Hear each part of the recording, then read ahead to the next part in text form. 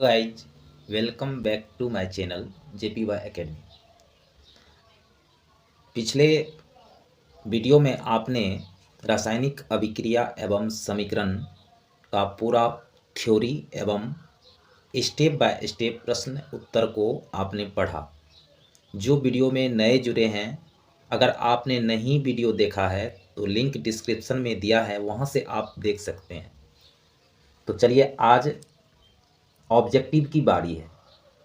Chapter रासायनिक अभिक्रिया एवं समीकरण।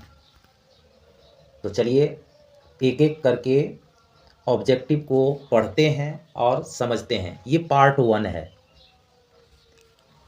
और पार्ट 2 नेक्स्ट वीडियो में आपको मिल जाएगा। तो पहले पार्ट 1 को अच्छी तरह से समझिए, वीडियो को स्किप मत कीजिए, क्योंकि रासायनिक अभिक्रिया एवं समीकरण से संबंधित बहुत ऐसी इम्पोर्टेंट सेंटेंस हैं जिनको समझना बहुत ज़रूरी है।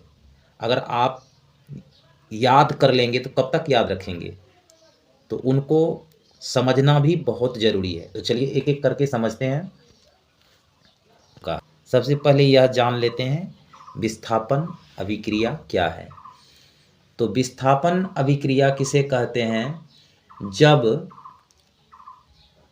किसी परमाणु या परमाणु के समूह को किसी दूसरे परमाणु द्वारा विस्थापित कर दिया जाता है।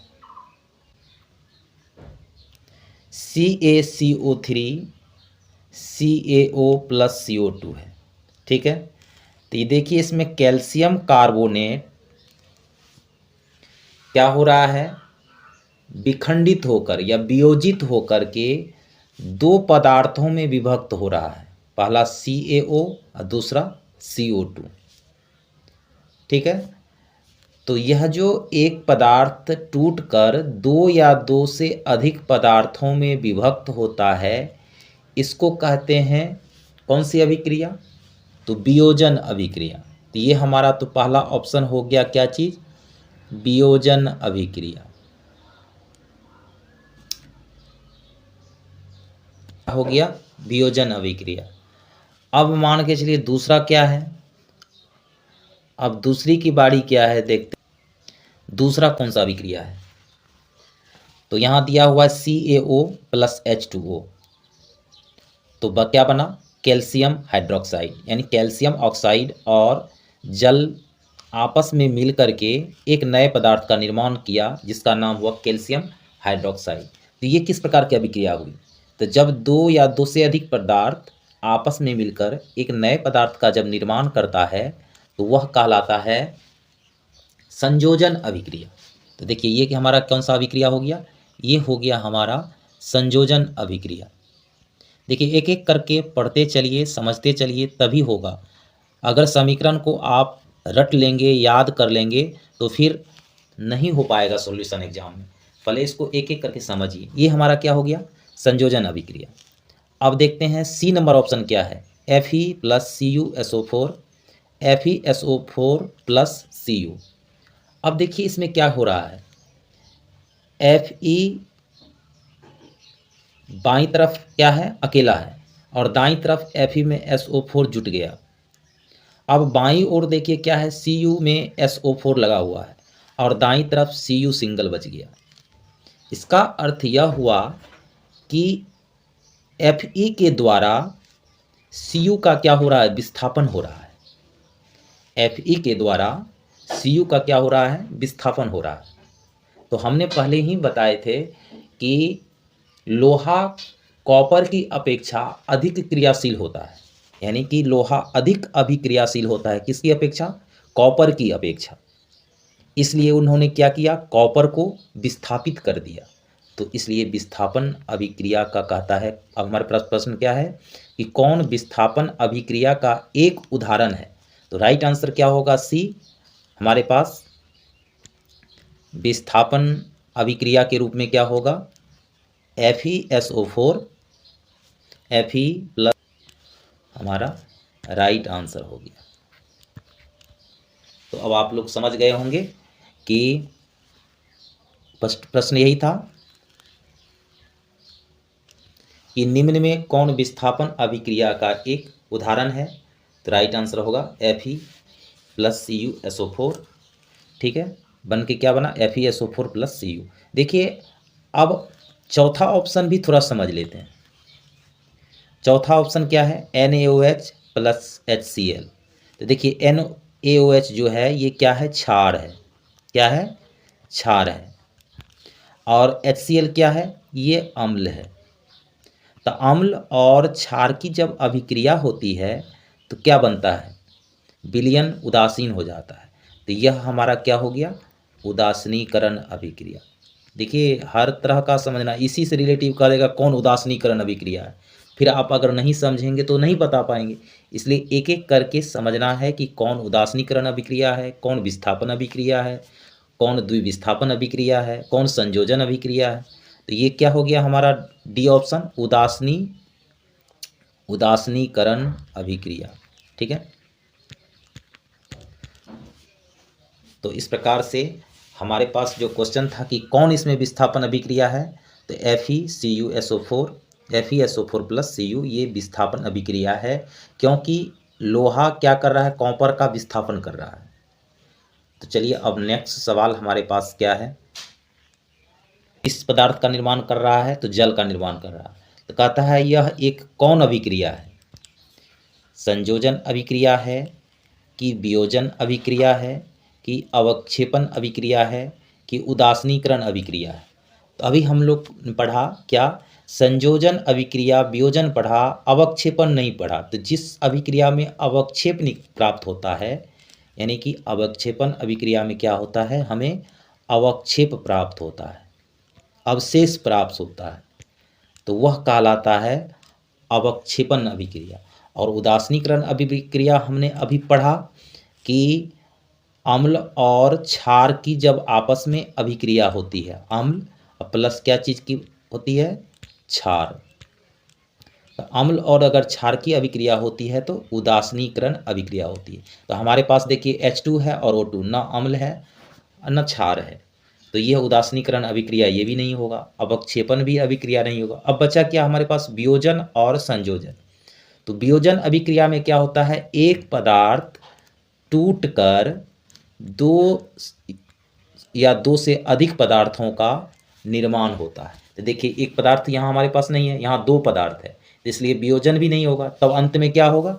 संयोजन होगा, क्योंकि दो पदार्थ जुड़ करके एक नए पदार्थ का निर्माण हो रहा है। ठीक है, तो इस प्रकार से यह क्या हो गया? संयोजन, यानी संयोग हो रहा है, जुट रहा है। तो यह हमारा किस प्रकार का अभिक्रिया होगा? संयोजन। तब आप समझ गए होंगे कि प्रश्न यही था हमारे पास। क्या था प्रश्न? कि समीकरण 2H2 + O2, 2H2O एक क्या है? तो राइट आंसर होगा क्या चीज़? संयोजन अभिक्रिया। ठीक है, राइट आंसर संयोजन अभिक्रिया। चलिए तब आगे बढ़ते हैं। अगला सवाल है, यह भी 2019 में आया था, बोर्ड एग्जाम के 2019 में यह क्वेश्चन पूछा है। क्या क्वेश्चन है? तो रासायनिक अभिक्रिया के दौरान किसी पदार्थ में ऑक्सीजन का ह्रास कहलाता है। अब देखिए यहाँ पर ऑक्सीजन का ह्रास कभी पूछ देता है हाइड्रोजन का ह्रास, तो बड़ा उटपटांग सा लगता है। तो पहले इसको समझने का प्रयास करते हैं कि ये क्या है।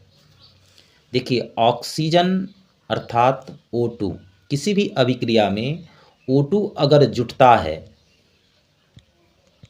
ठीक है, O2 क्या होता है? जुटता है, और H2 अर्थात हाइड्रोजन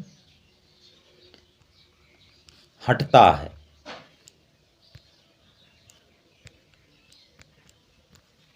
यानी O2 जुटता है तो हाइड्रोजन हटता है, तो यह कहलाता है उपचयन। अर्थात उपचयन अभिक्रिया क्या होती है? तो वैसी रासायनिक अभिक्रिया जिसमें किसी तत्व या यौगिक से ऑक्सीजन जुटता है या किसी यौगिक से हाइड्रोजन हटता है, तो वह कहलाता है उपचयन। अगर किसी विद्यार्थी को उप याद ना हो तो उप मन होता है जुटना। उप मन क्या होता है? जुटना। तो उप मन जब जुटना होता है तो क्या चीज़ जुट रहा है? ऑक्सीजन जुटेगा तो क्या कहलाएगा? उपचयन, है ना। उप मन जुटना। और H2 अर्थात हाइड्रोजन क्या होगा? जब ये O2 जुटेगा तो H2 क्या होगा? हटेगा। ठीक है, तो अब आपने उपचयन समझ लिया। ठीक है, हमारे पास क्या है प्रश्न? किसी पदार्थ में ऑक्सीजन का ह्रास, यहाँ तो ऑक्सीजन का जुटना क्या कहलाता है? उपचयन। तो ये ऑप्शन तो होगा नहीं। अब दूसरा ऑप्शन क्या होगा? तो इसी का उल्टा, उप का उल्टा क्या होगा? अप। ठीक है, अब दूसरा ऑप्शन हमारे पास क्या है? अपचयन। अप मन क्या होता है?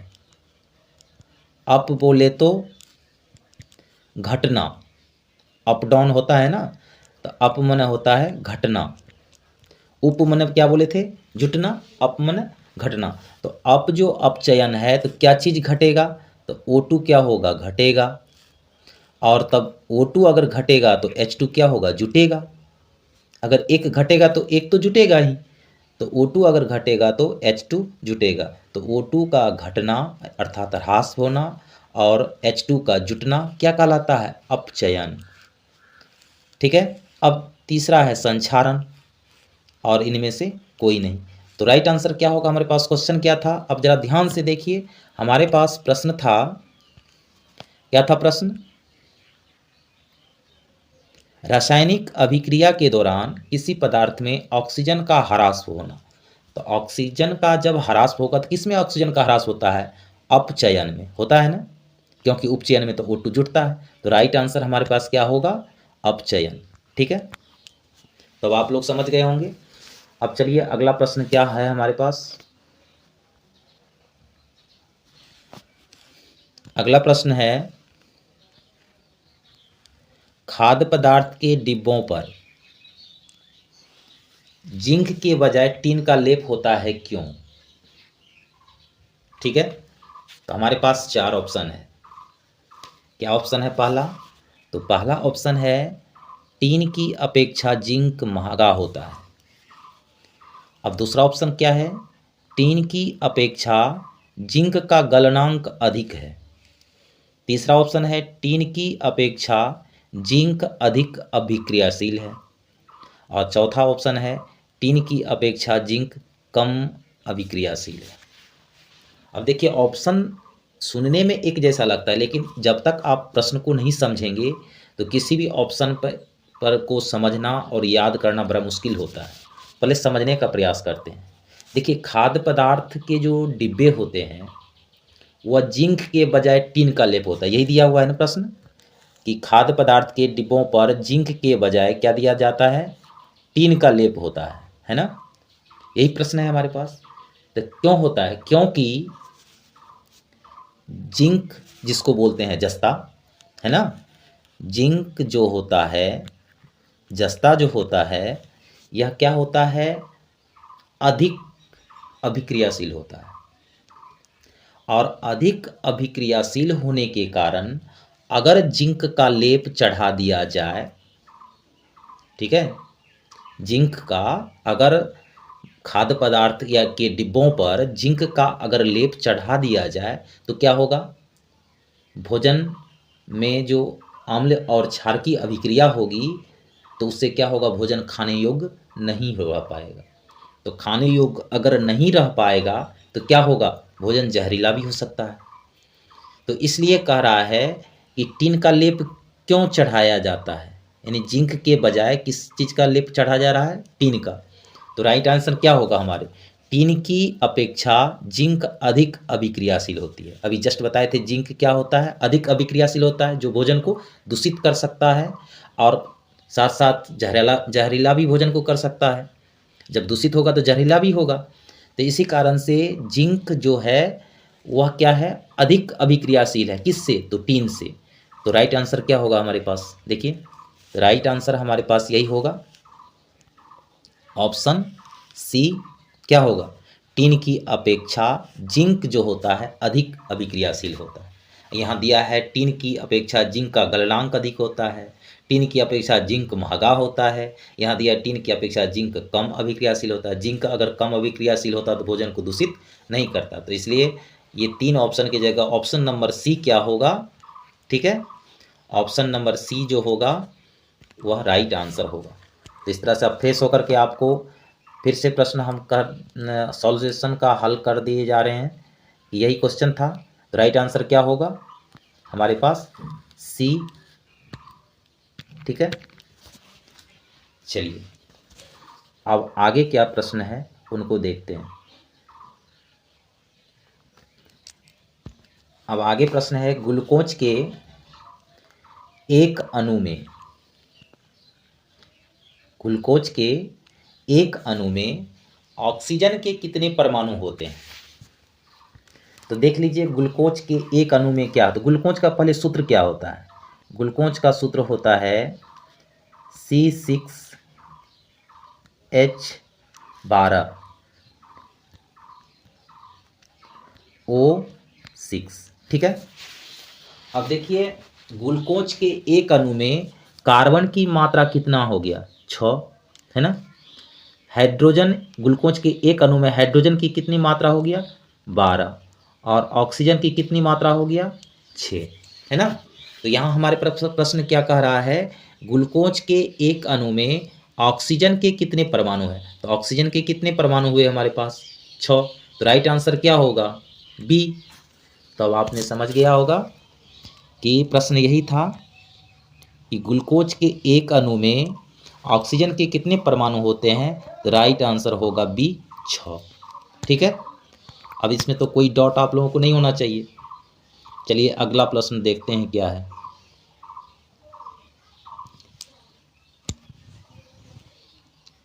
अब अगला प्रश्न है निम्नलिखित में किस विलयन का उपयोग दीवारों की सफेदी करने के लिए किया जाता है। दीवारों की सफेदी करने के लिए किस विलयन का उपयोग किया जाता है।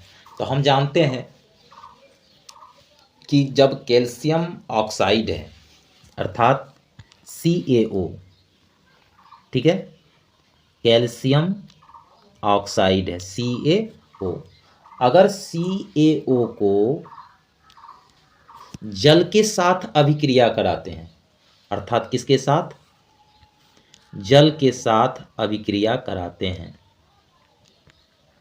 तो क्या चीज का निर्माण होता है।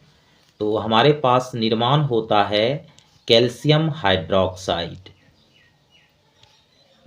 CaOH2। तो कैल्शियम ऑक्साइड को अगर जल के साथ अभिक्रिया कराते हैं तो क्या बनता है, कैल्शियम हाइड्रोक्साइड। यही कैल्शियम हाइड्रोक्साइड का हम लोग उपयोग करते हैं दीवारों की सफेदी करने के लिए, ठीक है। तो हमारे पास प्रश्न क्या था कि निम्नलिखित में किस विलयन का उपयोग दीवारों की सफेदी करने के लिए किया जाता है।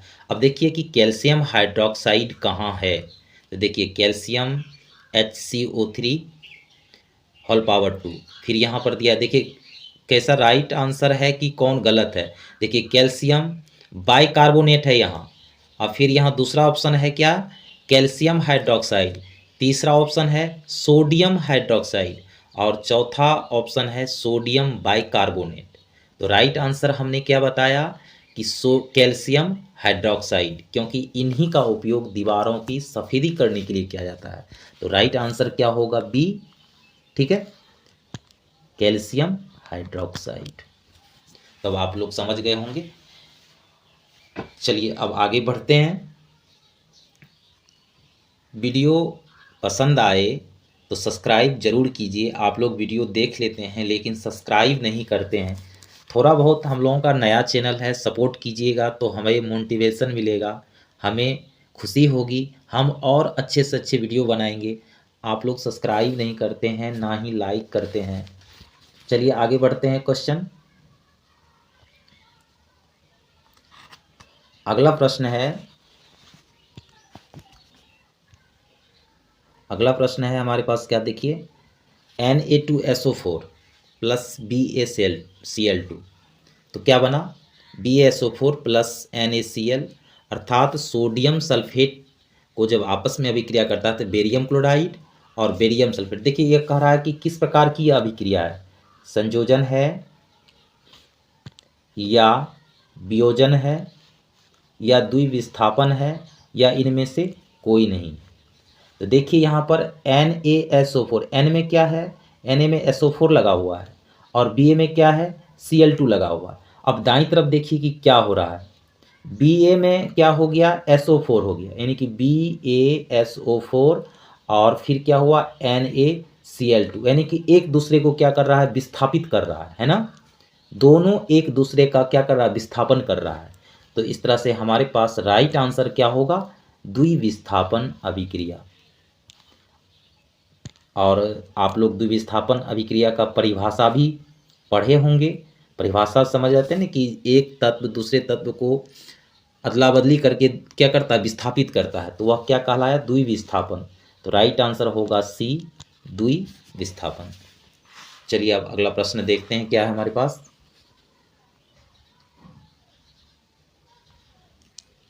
फिर अब उसी से रिलेटिव है उपचयन, पहले था अपचयन है ना, अब हमारे पास आ गया उपचयन। उपचयन अभिक्रिया क्या है, तो उपचयन अभिक्रिया और अपचयन अभिक्रिया के बारे में अभी हमने जस्ट समझा।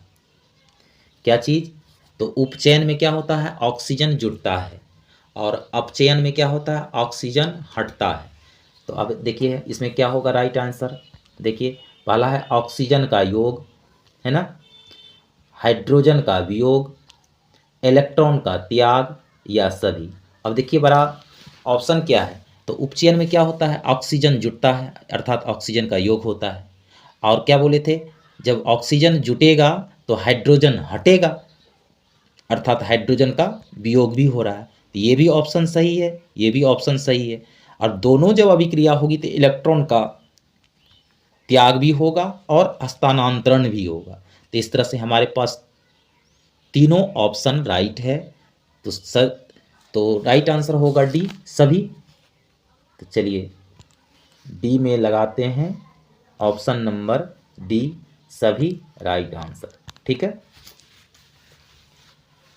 चलिए अब अगला प्रश्न देखते हैं क्या है।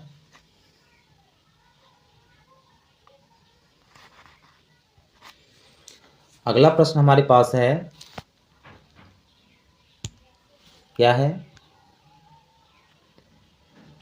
CuO plus H2। तो क्या बनता है, Cu प्लस H2O। तो कहता है किस प्रकार की अभिक्रिया है, तो देखिए दो या दो से अधिक पदार्थ है ना, दो या दो से अधिक पदार्थ जब आपस में मिलता है और फिर दो या दो से अधिक पदार्थ का निर्माण करता है, ठीक है। तो अब देखिए इसमें क्या हो रहा है, दो पदार्थ आपस में मिला और दो नए पदार्थ का निर्माण भी किया। इसमें क्या होता है, Cu में O, Cu में O जुटा हुआ है, ठीक है, अब प्लस H2 है, यही है हमारे पास। तो क्या बनता है, Cu प्लस H2O, ये बना। तो देखिए कॉपर से ऑक्सीजन अलग हो करके उत्पाद में क्या हुआ, सिंगल कॉपर बचा। तो ऑक्सीजन जब हट रहा है और एक जगह क्या हो रहा है, हाइड्रोजन था और उसमें ऑक्सीजन जुट रहा है, एक तरफ ऑक्सीजन हट रहा है एक तरफ ऑक्सीजन जुट रहा है। तो जब उपचयन और अपचयन की क्रिया साथ साथ होती है तो उसे कहते हैं रेडॉक्स अभिक्रिया, ठीक है। क्या कहते हैं, रेडॉक्स अभिक्रिया। तो हमारे पास जो उपचयन था ये क्रिया भी हुआ, अपचयन ये भी क्रिया हुआ, लेकिन उदासीनीकरण अभिक्रिया हमारे पास नहीं हुआ। तो राइट आंसर हमारे पास क्या होगा, कन्फर्म होकर के जान लीजिए, तो राइट आंसर होगा रेडॉक्स अभिक्रिया। तो प्रश्न यही था हमारे पास, इसका राइट आंसर होगा डी, रेडॉक्स अभिक्रिया, ठीक है। चलिए अब अगला प्रश्न क्या है, अगला प्रश्न है, निम्नलिखित में कौन सा उत्पाद लेड नाइट्रेट को गर्म करने पर प्राप्त होता है। तो देखिए लेड नाइट्रेट अर्थात PbNO3, लेड नाइट्रेट का सूत्र क्या होता है? ये जो लेड नाइट्रेट है इसका सूत्र होता है PbNO3, ठीक है। जब कहा था इसको गर्म करते हैं तो गर्म करने के बाद क्या होगा? गर्म करने के बाद यहाँ पर तीर का चिन्ह होगा। गर्म करने के बाद क्या बनता है? PbO, ठीक है। गर्म करने के बाद क्या बनता है? PbO। तो इसका नाम हुआ लेड ऑक्साइड। ये क्या हुआ? Lead oxide. फिर क्या बना? NO2। NO2 अर्थात इसका पूरा नाम हुआ नाइट्रोजन ऑक्साइड, और O2 तो यह हुआ ऑक्सीजन। तो हमारे पास ऑप्शन क्या कहता है? लेड नाइट्रेट को गर्म करने पर क्या प्राप्त होता है? तो लेड नाइट्रेट को गर्म करने पर PbO plus NO2 plus O2 प्राप्त होता है। तो हमारे पास देखिए राइट आंसर कौन होगा? सिर्फ कह रहा O2, तो O2 के अलावा और कुछ भी प्राप्त हो रहा है। यहाँ कह रहा NO2, NO2 के अलावा भी और कुछ प्राप्त हो रहा है। यहाँ कह रहा NO2 और N2, ठीक है। तो यहाँ हमारे पास NO2 के बाद O2 बनता है, यहाँ दिया NO2। ये भी ऑप्शन गलत हो गया, ये भी गलत, ये भी गलत, ये भी गलत। तो 4 नंबर अर्थात डी नंबर ऑप्शन क्या है? NO2 और O2। तो देखिए NO2 और O2 बना है ना। तो लेड नाइट्रेट को गर्म करने पर क्या प्राप्त होता है? नाइट्रोजन ऑक्साइड और ऑक्सीजन। तो राइट आंसर डी होगा NO2 और O2, ठीक है। अब आप लोग समझ गए होंगे। चलिए अब अगला प्रश्न देखते हैं क्या है।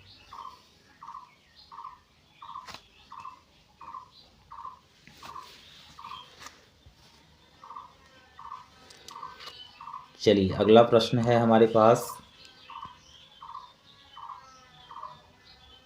सोडियम क्लोराइड के जलीय विलयन से विद्युत धारा प्रवाहित करने पर यह वियोजित होकर सोडियम हाइड्रोक्साइड बनाता है। इस प्रक्रिया को क्या कहते हैं?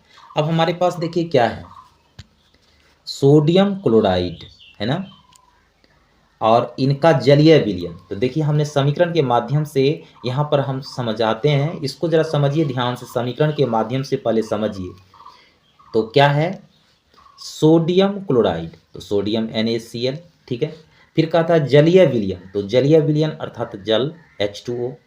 तो कहता है जब इनकी आपस में अभिक्रिया होती है, किस प्रकार? तो जब विद्युत धारा प्रवाहित की जाती है तो कहता है वियोजित होकर के सोडियम हाइड्रोक्साइड बनाता है। देखिए यहाँ क्या है ना, सोडियम हाइड्रोक्साइड बनाता है, तो NaOH बन गया। तो कहता है इस प्रक्रिया को क्या कहते हैं? तो सोडियम हाइड्रोक्साइड के अलावा Cl2 और H2 भी बनता है, ठीक है। इनको आप संतुलित भी कर सकते हैं। चलिए संतुलित बाद में करेंगे, पहले यहाँ देख लेते हैं। तो कहता है इस प्रक्रिया को क्या कहते हैं? तो ध्यान से देखिए कि NaOH हमारा क्या है? क्षार है कि नहीं है। और Cl2 हमारा क्या है? Cl2 जो हो गया इसको कहते हैं क्लोरीन अर्थात क्लोर। क्लोर बोलो, ठीक है, या क्लोरीन बोलो, ठीक है। तो यहाँ ऑप्शन क्या दिया? क्लोर क्षार अभिक्रिया। फिर क्या दिया है? वियोजन अभिक्रिया। फिर क्या दिया है? क्लोरो अभिक्रिया। फिर क्या दिया है? संयोजन अभिक्रिया। तो राइट आंसर क्या होगा ये बताइए। तो राइट आंसर होगा हमारे पास क्लोर क्षार अभिक्रिया, वियोजन अभिक्रिया, क्लोर अभिक्रिया या संयोजन अभिक्रिया। तो देखिए क्षार भी बना और क्लोर अर्थात क्लोरीन भी बना। तो क्या होगा? क्षार और क्लोर की अभिक्रिया हमारे पास राइट आंसर होगा ए। तो चलिए इनको फिर से आप अच्छी तरह से, तो राइट आंसर होगा क्या? ए, क्लोर क्षार अभिक्रिया, है ना। चलिए अगला प्रश्न क्या है?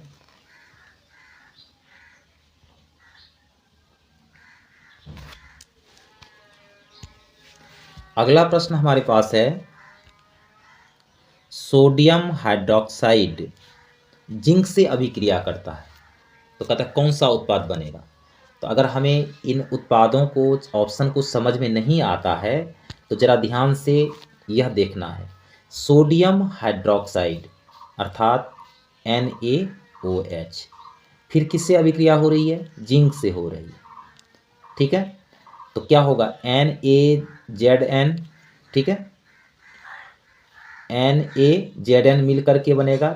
तो देखिए Na2ZN और O भी साथ में मिल गया, तो इसको कहते हैं सोडियम जिंकेट, और साथ में H क्या होगा, बाहर होगा, यानी हाइड्रोजन बाहर होगा। तो कहने का अर्थ है कि कह रहा है कि कौन सा उत्पाद बनेगा। तो अब आप यहाँ देखिए ऑप्शन ए में है Na2ZNO प्लस H2, ऑप्शन है NaZNO2 plus H2, NaOZNO2 plus O2 H2, और डी ऑप्शन है Na2ZNO2 प्लस H2। तो राइट आंसर क्या होगा, राइट आंसर होगा डी, ठीक है,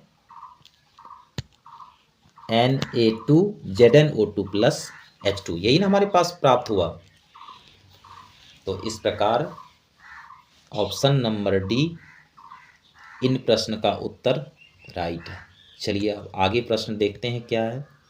आगे अब प्रश्न नहीं है। तो आज के वीडियो में बस इतना ही। वीडियो पसंद आए तो लाइक सब्सक्राइब जरूर करें।